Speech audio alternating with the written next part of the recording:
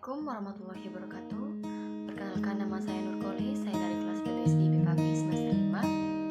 Nah, pada hari ini saya akan membahas tentang evaluasi pembelajaran materi pada teks laporan hasil observasi.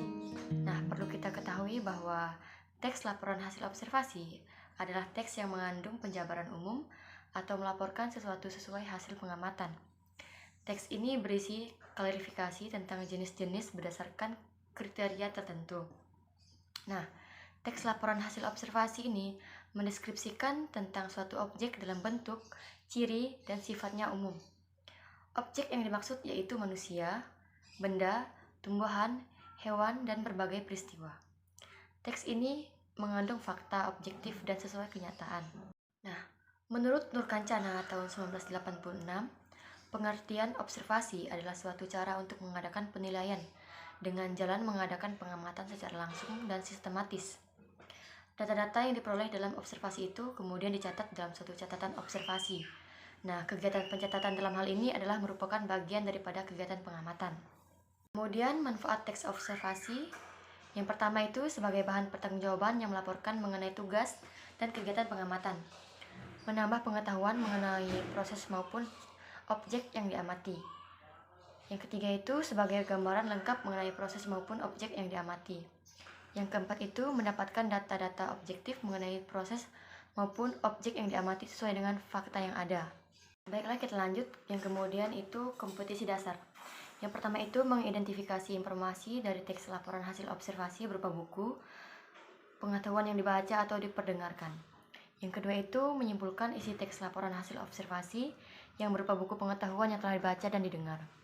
Yang ketiga itu yaitu menelaah struktur kebahasaan dan isi teks laporan hasil observasi yang berupa buku pengetahuan yang dibaca atau didengarkan. Yang keempat itu menyajikan rangkuman teks laporan hasil observasi yang berupa buku pengetahuan secara lisan maupun tulisan dan memperhatikan kaidah kebahasan atau aspek lisan. Kemudian kita lanjut kompetensi inti, yaitu yang pertama menghayati ajaran agama yang dianutnya, yang kedua menunjukkan perilaku jujur, disiplin, tanggung jawab, peduli, santun, percaya diri dalam berinteraksi secara efektif dengan lingkungan sosial dan alam dalam jangkauan pergaulan dan keberadaannya.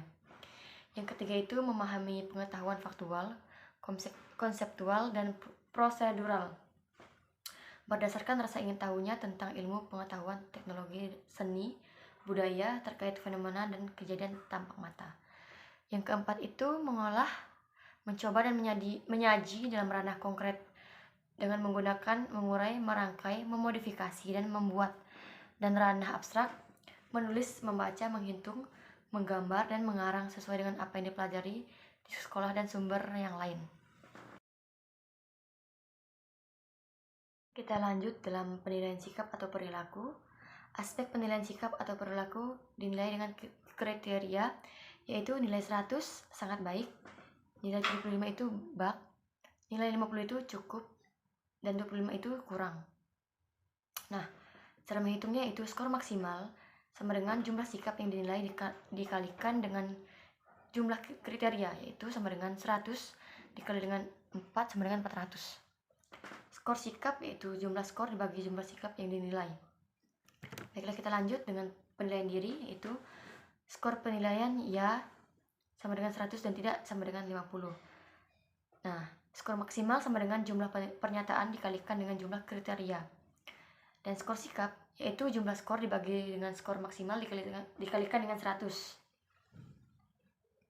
Baik, sekian pembahasan evaluasi pembelajaran pada materi laporan teks observasi. Saya Nurkolis pamit undur diri. Apabila ada kesalahan atau tutur kata yang tidak berkenan, saya mohon maaf. Selamat pagi.